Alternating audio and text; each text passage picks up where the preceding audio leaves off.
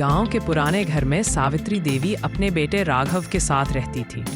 घर बड़ा था लेकिन उसमें अकेलापन था। राघव की शादी जब सीमा से हुई तो घर में नई रौनक आई।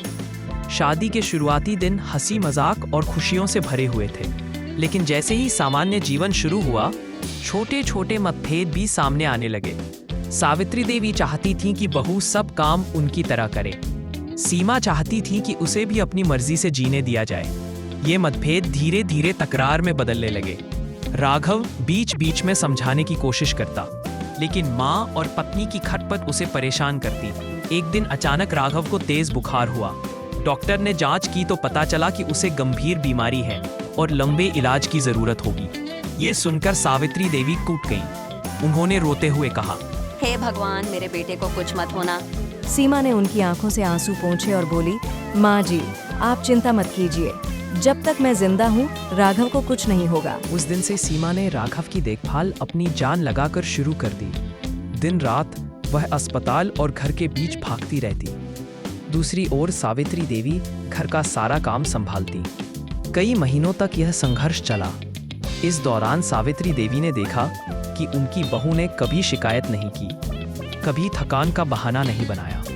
एक दिन रात को सावित्री देवी ने सीमा के पास बैठकर कहा, बेटी, मैं तुझसे हमेशा सख्ती से पेश आई।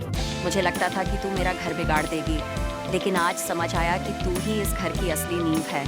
सीमा ने आंसुओं से भरी आंखों से जवाब दिया, माँ जी, मुझे भी लगता था कि आप मुझे पसंद नहीं करती, लेकिन अब मैं जान गई हूँ कि आप सख्त हैं, मगर दिल से बहुत अच्छी। उस पल से उनके रिश्ते में एक नया मोड़ आया।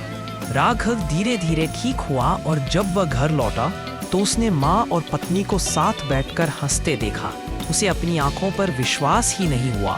सीमा अब घर के काम में भी हाथ बटाती और सावित्री देवी उसे अपनी बेटी की तरह मानती। दोनों एक दूसरे से राज साझा करने लगीं। गांव की औरतें कहने लगीं, देखो, सावित्री देवी और उनकी बहू में तो सास बहू वाला झगड़ा है ही नहीं, बल्कि माँ बेटी जैसा प्यार है। कुछ समय बाद राघव की नौकरी के सिलसिले में शहर में जाना पड़ा। अब घर में केवल सावित्री देवी और सीमा थी। सीमा को शहर जाने का मन था, लेकिन उसने सास को अकेला छोड़ने से इनकार कर दिया। उसने राघव से कहा, आप जाइए, मैं माँ जी का साथ कभी नहीं छोड़ूंगी। आपके बिना माँ जी को मेरी जरूरत है।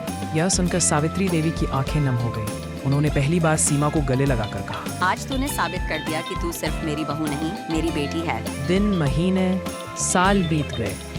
सावित्री देवी और सीमा का रिश्ता इतना गहरा हो गया कि लोग उनकी मिसाल देने लगे। एक दिन सावित्री देवी ने गांव की औरतों से कहा, सास बहू का रिश्ता झगड़े का नहीं, प्यार और समझ का होना चाहिए।